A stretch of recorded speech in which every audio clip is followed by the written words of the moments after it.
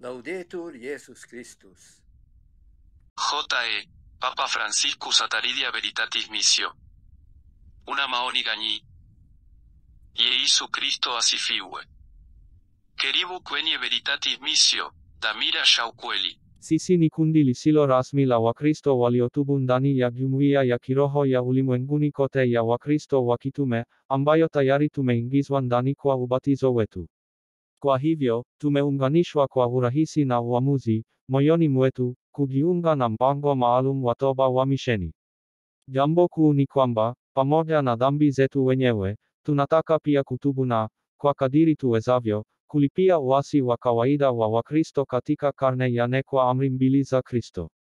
Uasi ambao bado una athari mbaya kwa maisha na mafundisho ya kanisa.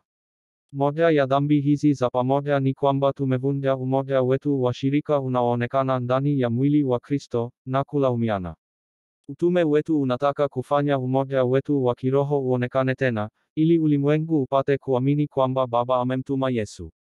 Dhambi nyingine ni kwamba tumeanzisha, vipekee, kutoka kwa uhalali kamili wa amri ya Kristo ya upendo, kwa mfano, kwamba hata Wakristo wanaweza kuumiza au hata kuwaua majirani zao kwa kujilinda, au kama askari, bila kuwa na hatia ya kuua mbele ya hakimu wa milele.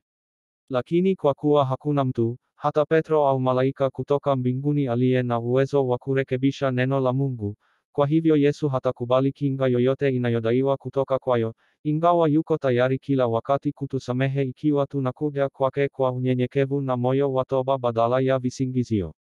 Ipasavyo, hizi zibaguzi husababisha hatari kwa wokovu wetu wa milele ikiwa tutarekebisha matendo yetu kwao, na baadhi yao pia hutoa hisia kwamba Yesu hangeweza kutetea mwili wake kanisa ikiwa tungebaki waaminifu kwake kama wakati wa mateso ya umwagaji damu katika karne tatu za kwanza za Ukristo.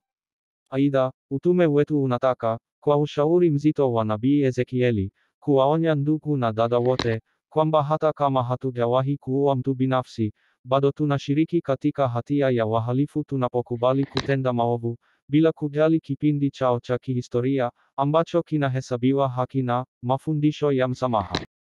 Ufafanuzi kuhusu misheni yetu unaweza kupatikana kwenye mitandao ya kijamii katika lugha mbalimbali, au kwa ombi, veritatismissio@gmail.com. Moyo mtakatifu wa Yesu na moyo safi wa Bikira Maria utubariki na kutulinda. Amina. Padre Laszlo Christophoros Remenik, kiongozi wa kiroho.